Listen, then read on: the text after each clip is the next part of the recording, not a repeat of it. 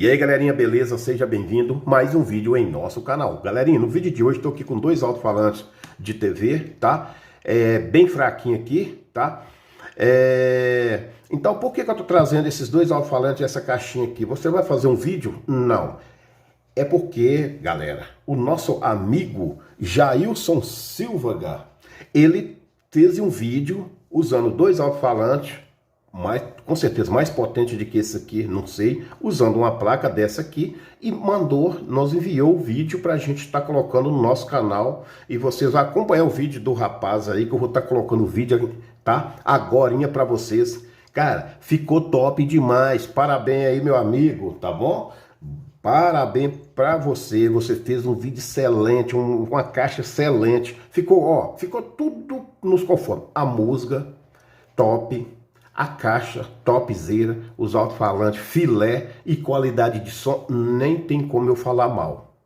Nem se ficasse ruim eu não ia falar, né, pessoal? E o banco ficou bom demais também, beleza?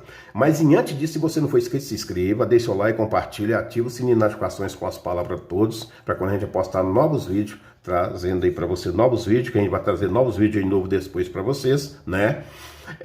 Vocês não perdem a notificação, tá bom?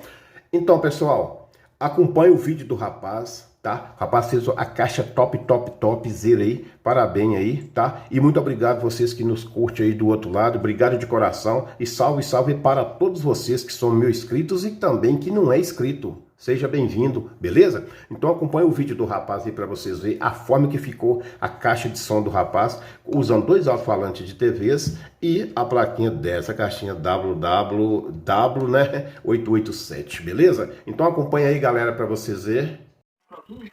Os alimentos diet são alimentos que são destinados a pessoas com condições clínicas específicas. Eu fiz essa caixinha, né? Hipertensão. E aí esses alimentos, Com a ajuda do meu irmão, coloquei esse EVA ou açúcar, ou sódio, tá? e comprei essa caixinha WS e coloquei esse alto-falante televisão, TV, né? No caso. E aqui atrás botei esse botão para poder tirar a voz do Bluetooth.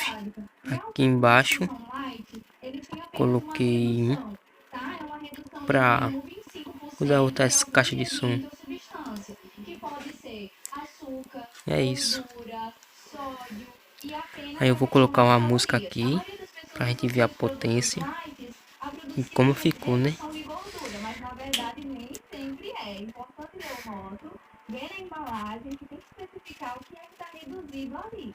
Espera aí, pessoal, um pouquinho. Pain I felt is paid for, all is said and done. Oh.